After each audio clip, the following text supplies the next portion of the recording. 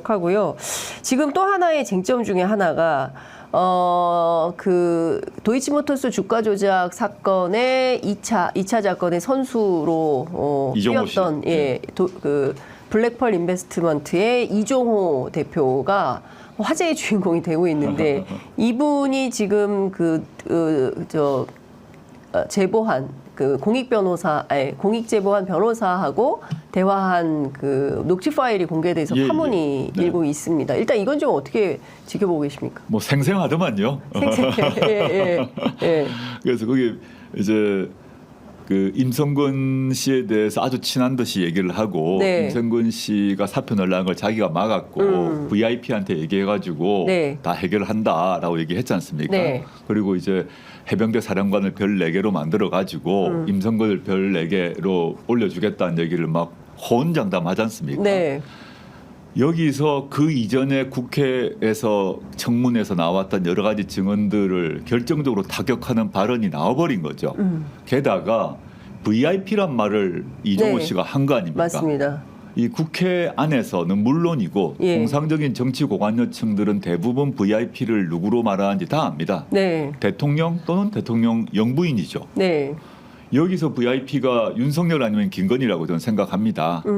물론 이제 이 녹취 파일이 보도되고 난 뒤에 이종호 대표가 그 VIP는 영부인도 아니고 대통령도 아니고 해병대 사령관이었다라고 얘기를 하더라고요. 제가 속으로 장난치나 국민들을 우롱하는구나라는 생각을 든 게 말도 안 된다고 저는 생각을 하는 게 그 해병대 사령관 자리를 별 3개가 아니라 별 4개로 만들 수 있는 권한은 누구에게 있냐? 해병대 사령관에게 없어요. 그거는 오직 대통령에게만 있습니다. 국방 전체의 조직을 바꿔야 되기 때문에 해병대 사령관이 자신의 자리를 별 4개짜리로 바꿔야 된다는 결정권이 아예 없어요.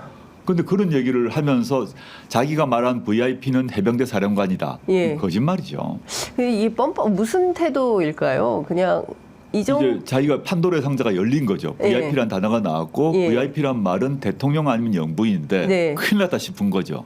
빨리 주소 담다 보니까 자기가 말한 VIP는 해병대 사령관이라고 얘기했는데 저는 아무도 믿지 않을 거라고 보고요. 이 문제는 새로 발의될 특검법을 통해서 또는 이건 뭐 경찰 검찰 등 수사를 통해서 이종호라는 사람이 그 김건희 씨의 계좌를 통해서 주가 조작을 한 사람이고 1심 유죄 판결을 받은 사람 아닙니까? 맞습니다.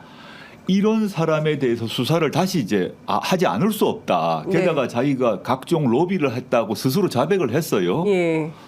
설사 자신의 말대로 해병대 사령관 대상으로 했다 하더라도 저는 물론 믿지 않습니다.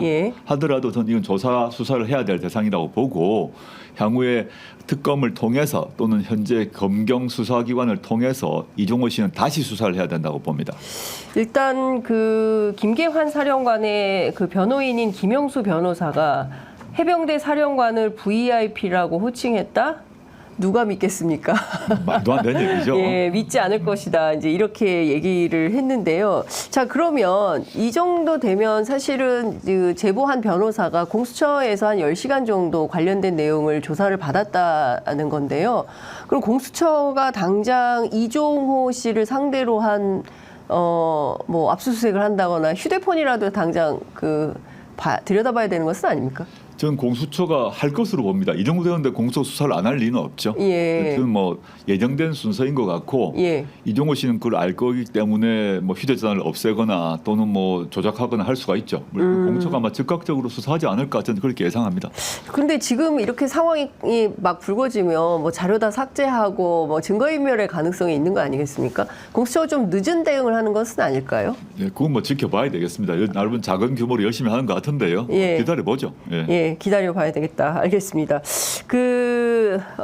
앞서 이제 말씀해 주신 대로 해병대 특검법이 굉장히 이제 중요한 쟁점이 되고 있는데 사실 관련해서 지난 그 국회에서 대정부 질문이 파행되면서 필리버스터가 있지 않았습니까? 그 24시간 동안 국민의힘 국회의원들이 뭐 또 조국혁신당 신장식으로 굉장히 좋은 평가를 받고 있고요. 민주당 의원들 포함해서 필리버스터를 했는데 어떻게 지켜보셨습니까? 법학자시기도 하시기 때문에. 뭐 필리버스터 내용이야 뭐 별게 없었어요. 네. 그래서 뭐 판결문 읽는 사람도 있고 뭐 다 지루하게 시간 때우는 것에 불과하니까요. 네. 필리버스터의 제도 자체를 특히 국민의힘 의원들이 네. 활용을 해서 시간 끄는 거다 생각을 했고요. 이제 신속 처리 절차에 올리게 되면 필리버스터를 할 수 있게 돼 있지 않습니까? 네. 뭐 그건 뭐 특별한 의미가 없다. 특별한 감흥을 가지고 보진 않았습니다. 네. 그 곽규택 의원이라고 국민의힘 의원인데 네.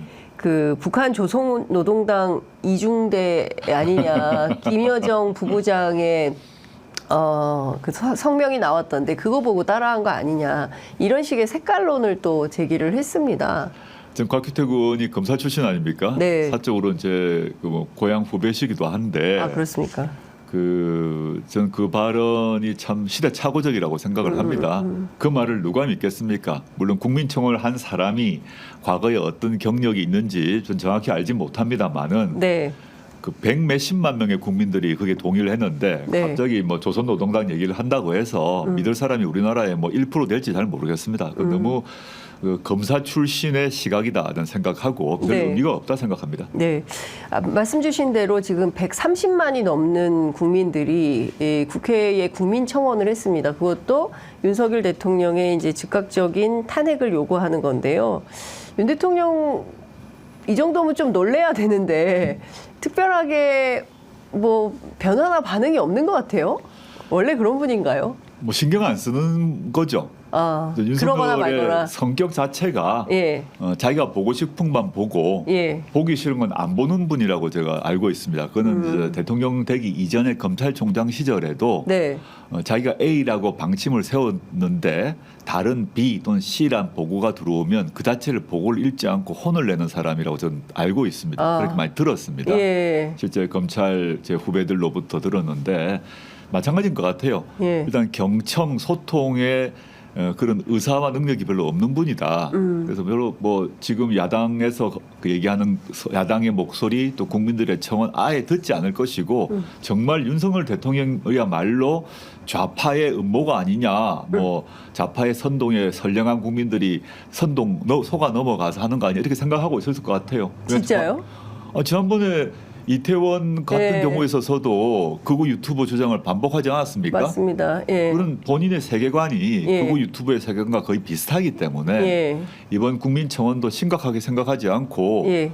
뭐 좌파 언론이 또는 뭐 좌파 야당이 선동한 것에 국민들이 속아 넘어갔으니까 굳굳이 대응하자 뭐 이렇게 생각하고 있을 것 같습니다. 오늘 어제 오늘 그 조선일보를 비롯한 보수 언론들이 이른바 저 보수적인 법학자들의 말을 인용해서 이런 얘기를 하고 있습니다. 아니 대북 확성기 튼 게 무슨 중대법 위반이냐. 그리고 오염수 방류했다고 탄핵하는 나라가 있냐. 이게 사유가 되느냐. 그리고 강제동원 대법 판결을 부정했다. 이것 자체가 말이 되느냐. 뭐 이런 주장을 하고 있습니다. 심지어는 결혼하기 전에 있었던 사건까지 끌어들여서 탄핵을 요구하는 야권의 문제가 있다. 이거 자체가 상당히 위헌적인 발상이다 말합니다. 이런 얘기인 것 같습니다. 대통령 탄핵이 되려면 네. 대통령의 불법이 확인돼야 되는 건데 네. 그분들의 주장은 대통령의 정책 결정을 가지고 탄핵은 할 수 없다 이런 네. 얘기로 요약되거든요. 예. 그 자체가 일면 맞는 부분이 있습니다. 정책 결정이 잘못되었다고 해서 탄핵으로 가진 않게 되죠. 탄핵 결정이 안 나오는데 저는 다른 측면을 또 봐야 된다고 생각합니다.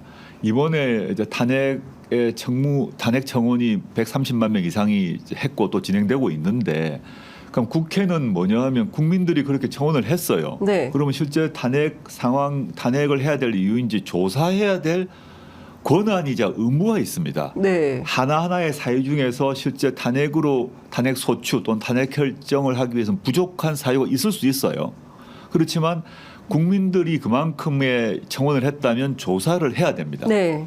그 사유 하나하나에 대해서 맞는지 안 맞는지를 조사를 하고 예. 요거는 탄핵 사유에는 모자라는 사유입니다. 또 이런 거는 탄핵이 가능할 수 있습니다라는 얘기를 밝혀줘야 되는 거죠. 예. 국민 130만 명이 청원을 했는데 모른 채 한다? 그건 국회가 해야 될 일은 아닌 겁니다. 네. 조선일보나 또 보수적 학자들이 얘기한 그 주장 중에 일면은 그 맞는 점이 있을 수 있으나 그럼에도 불구하고 국회는 그 국민청원에 대해서 조사하고 답해야 될 의무는 있는 것이죠. 실제 또 탄핵 사유 중에서 자세히 또 검토를 하다 보면 대통령의 불법이 의심되는 경우가 있다고 저는 생각을 하거든요. 네. 특히 이제 지난번 박근혜 탄핵과 관련해서 대통령이 반헌법적 그런 태도를 보였나 안 보였나 매우 중요하고 선출되지 않는 권력이 국정 운영에 개입되었는지 안 되었는지 이 두 가지를 확인해야 됩니다. 이 두 가지 문제는 확인되면 탄핵으로 가는 거죠. 네.